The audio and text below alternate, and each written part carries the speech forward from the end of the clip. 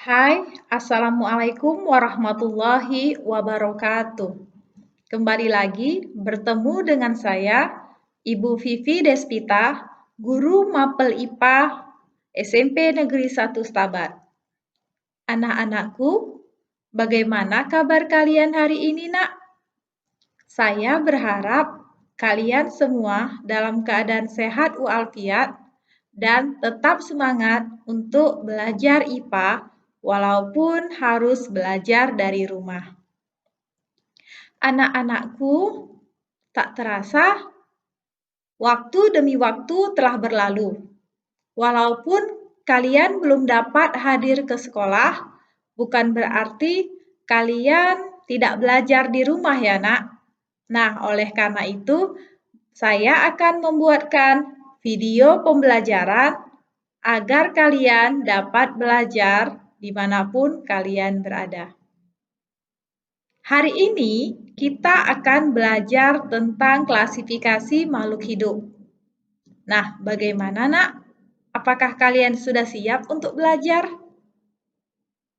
Nah, sebelum memulai pelajaran, marilah kita berdoa dan juga meluruskan niat. Semoga pembelajaran kita hari ini bermanfaat dan dapat mudah dipahami.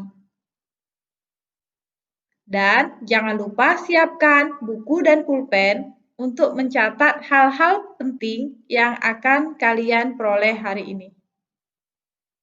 Bagaimana, Nak? Apakah kalian sudah siap untuk memulai pembelajaran hari ini?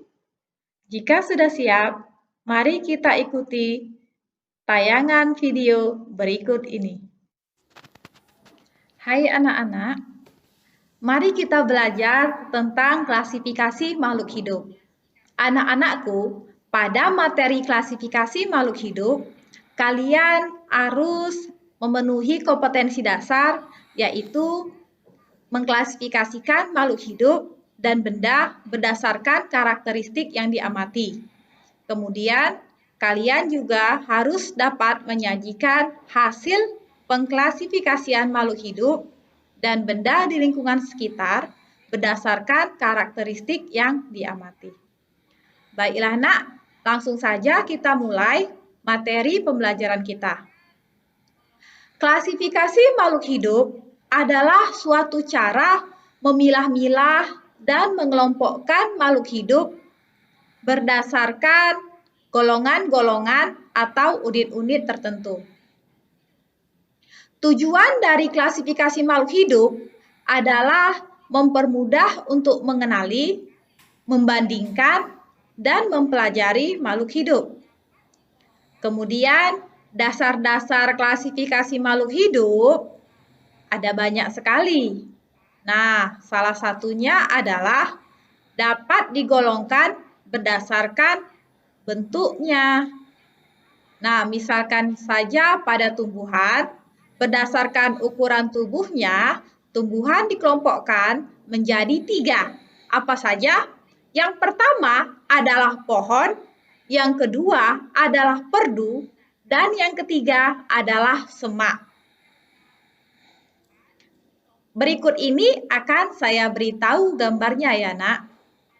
Nah, sedangkan berdasarkan lingkungan tempat tinggalnya, tumbuhan dikelompokkan menjadi 3. Nah, yang pertama adalah tumbuhan yang hidup di lingkungan kering, disebut dengan xerofit.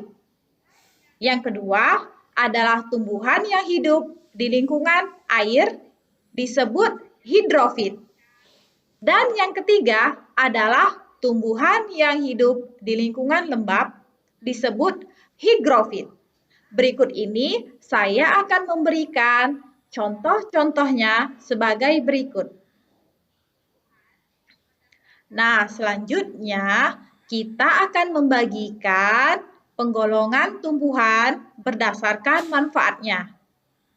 Tumbuhan berdasarkan manfaatnya digolongkan menjadi tanaman obat-obatan, tanaman sandang, tanaman pangan, dan juga tanaman perhiasan.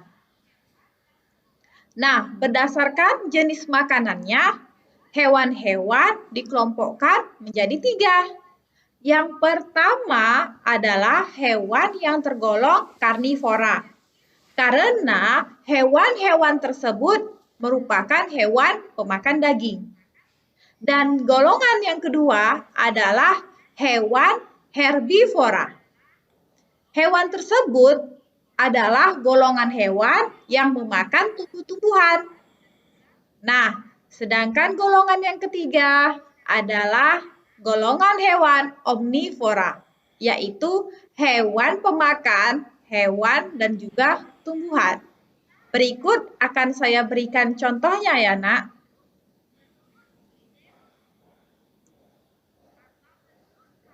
Nah, selanjutnya kita akan mempelajari klasifikasi makhluk hidup menurut Linnaeus atau menurut Carolus Linnaeus. Cara mengklasifikasikan makhluk hidup pertama kali diperkenalkan oleh Carolus Linnaeus. Carolus Linnaeus hidup pada tahun 1707 sampai dengan 1778. Ilmu yang mempelajari klasifikasi makhluk hidup disebut ilmu taksonomi. Carolus Linnaeus adalah orang pertama yang meletakkan dasar-dasar taksonomi. Maka Carolus Linnaeus disebut dengan Bapak Taksonomi. Takson merupakan tingkatan-tingkatan dalam klasifikasi. Anak-anakku, tahukah kamu contoh tingkatan takson dalam klasifikasi tumbuhan dan hewan? Nah, untuk tingkatan tumbuhan dan hewan terdapat perbedaan sedikit ya, Nak, yaitu pada bagian divisi. Divisi hanya ada untuk tumbuhan, sedangkan untuk hewan disebut filum. Nah, urutannya sebagai berikut ya, Nak. Kingdom, divisi, kelas, ordo, family, genus, dan spesies. Nah, yang saya sebutkan tadi adalah urutan takson untuk tumbuhan. Sedangkan urutan takson pada hewan adalah sebagai berikut.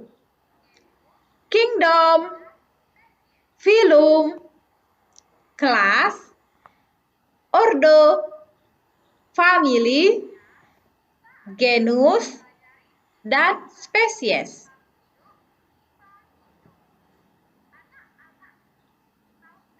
Selanjutnya, kita akan mempelajari sistem klasifikasi makhluk hidup 5 kingdom. Anak-anakku, tahukah kamu bahwasannya menurut Robert H. Whittaker, makhluk hidup digolongkan ke dalam 5 kingdom? Apa saja? Yang pertama adalah kingdom Monera. Yang kedua adalah kingdom Protista. Yang ketiga adalah kingdom Fungi. Yang keempat kingdom Plantae. Dan yang kelima adalah kingdom Animalia. Anak-anakku, tahukah kamu apa ciri dari kingdom Monera? Kingdom Monera terdiri dari makhluk hidup yang memiliki sel prokariotik. Artinya, sel tersebut belum memiliki membran inti. Makhluk hidup prokariotik umumnya terdiri dari satu sel saja. Nah, contoh dari makhluk hidup dalam kingdom Monera adalah bakteri dan juga cyanobacteria.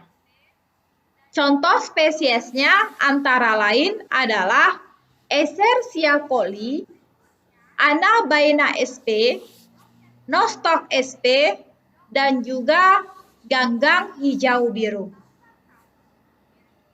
Nah, berikutnya kita akan memasuki kingdom yang kedua, yaitu kingdom Protista. Anak-anakku, tahukah kamu ciri-ciri dari Kingdom Protista? Nah, Kingdom Protista terdiri atas organisme bersel satu dan bersifat eukariotik. Eukariotik artinya makhluk hidup tersebut sudah memiliki membran inti. Nah, contoh-contoh dari Kingdom Protista antara lain adalah Euglena, Paramecium, dan Amoeba. Anak-anakku, selanjutnya kita masuk ke kingdom yang ketiga, yaitu kingdom fungi atau juga jamur. Tahukah kamu ciri-ciri dari kingdom fungi? Nah, ciri-ciri dari kingdom fungi adalah makhluk hidup tersebut terdiri dari sel eukariotik. Jadi, sudah memiliki membran inti ya, Nak. Kemudian, ia tidak memiliki klorofil.